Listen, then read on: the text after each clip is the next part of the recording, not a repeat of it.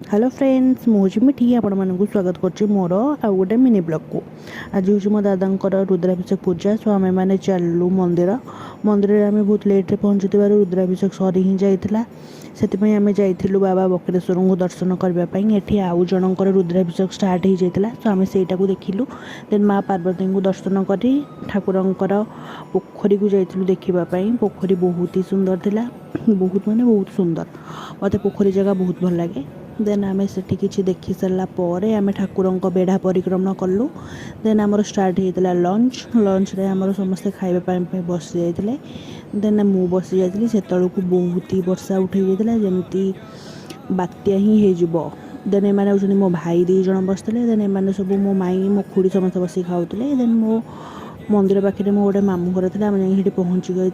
से गोटे छुआटा था खेली सारापर आम घर को रिटर्न कलु। Tata see you in my next video.